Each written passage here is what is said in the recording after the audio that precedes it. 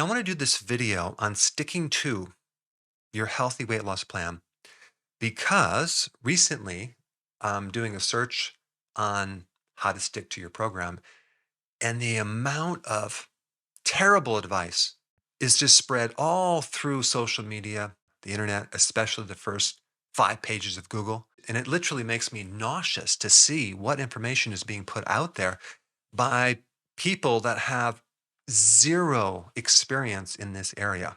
And if you try their advice, you're just going to fail miserably. And the big problem with that is every time you do a diet that doesn't work over a period of time, your metabolism becomes slower and slower and slower to the point where you're on 500 calories a day and you're not losing any weight. I've seen this in practice with the certain people who have dieted as a child, and it just literally destroys their ability to lose weight down the road. So, before I get into how to solve this problem once and for all, I just want to read a few things that you should never follow as far as just bad advice, right? It says, don't deprive yourself of those things that you love to eat. Just eat in moderation. Keep a detailed log of everything you eat. Well, I mean, who has time to do that? That's just, I mean, it's crazy.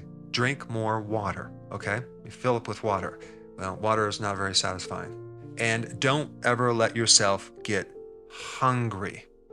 Okay, so that would be just frequent meals. Okay, so all of that is very stupid advice if you're trying to stick to a program. This is just not about having willpower or having discipline, because even if you have willpower or you have discipline and you're driving down the street and you're hungry and you're craving and you see Chick-fil-A or Kentucky Fried Chicken or Taco Bell, it's going to call your name, right? It's going to haunt you. Or you're going through a grocery store and you're walking past potato chips or the bakery section. It's going to be torture. Or even at home, let's say you're sitting watching TV, it's late at night, and you have something in the pantry that's calling your name. Eric, Doritos. I don't care how much willpower you have or discipline, you're not going to be able to resist that for very long. So let's just talk about hunger and cravings for a moment. There's two main hormones involved. You have ghrelin, okay, which is the hunger hormone, makes you hungry. So we would want to decrease ghrelin. And then we want to increase this other hormone that makes you satisfied. It's called leptin. So if you look these two up, you can just isolate the factors to balance these out to help you. And I'll just quickly get on the list.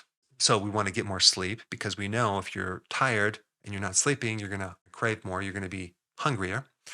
Decreasing sugar, okay, we know about that. Having adequate amount of protein, right? I've talked about that recently in several videos.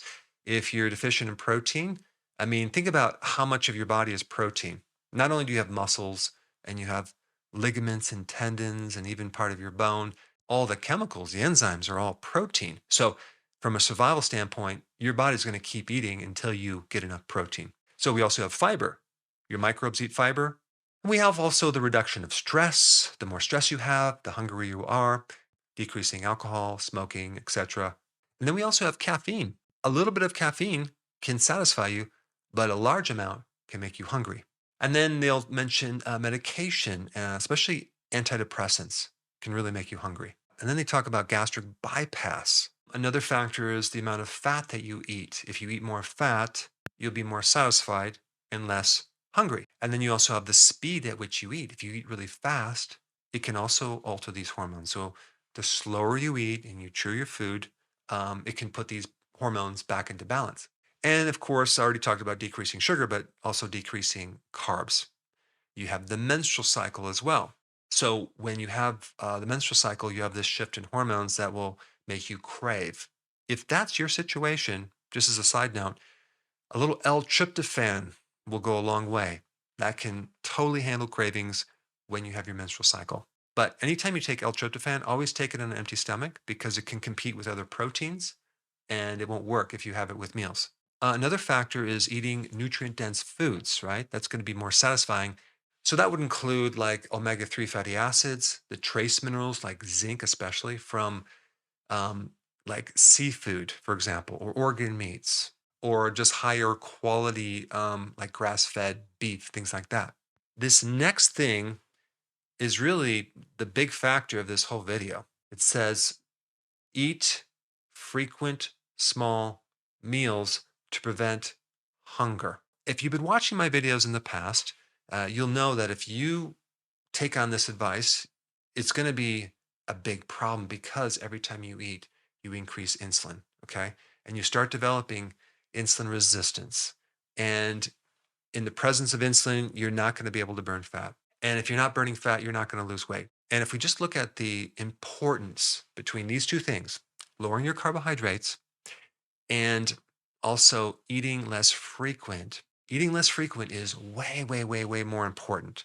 In other words, we're talking about intermittent fasting. If you have any problem losing weight and you don't implement intermittent fasting, I don't think you're going to be successful. And if we just take a look simply at hunger and cravings, what are we really talking about?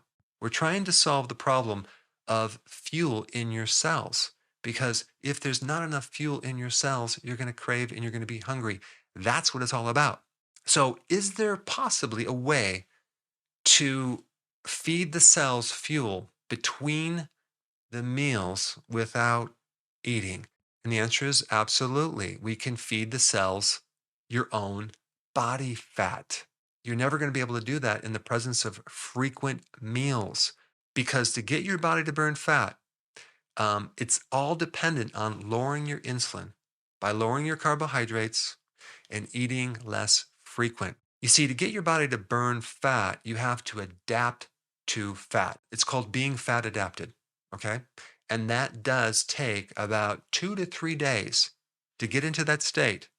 But once you're in that state, your hunger goes away and your cravings will go away. If you still have cravings or hunger, all that means is you're not adapted yet. But when you know how to get your body adapted and you can start running on fat fuel and other things called ketones, okay, ketones are basically a byproduct of fat being burned. And you're actually burning both fat and ketones when you're adapted. And to do that, you have to lower insulin through lowering your carbs and sugar and also eating less frequent.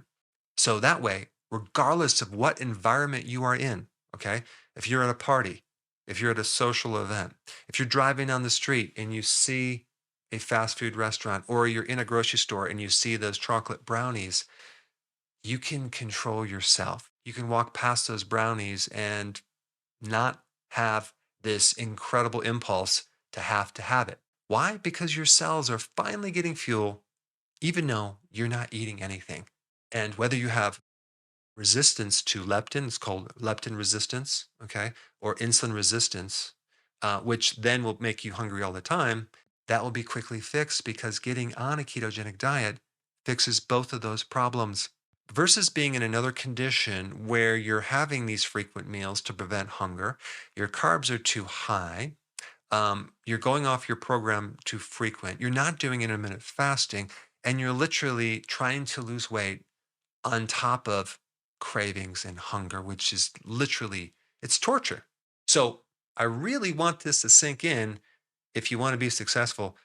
When you see all these little tricks to try to stick to a diet, ignore those because now you really know how to do it the correct way. Right now, we have almost 8,000 success stories on my website. You can read them. These are from actual people. I don't know any website that has that many success stories. So, how do you do it? A healthy version of the ketogenic diet, intermittent fasting. You want to add other things in there too, like a little bit of apple cider vinegar and water, which will help and make it easier. Berberine also helps to speed things up. It's a natural herb. And I have a really good video to get started on this to make it very simple. And I put it up right here. Check it out.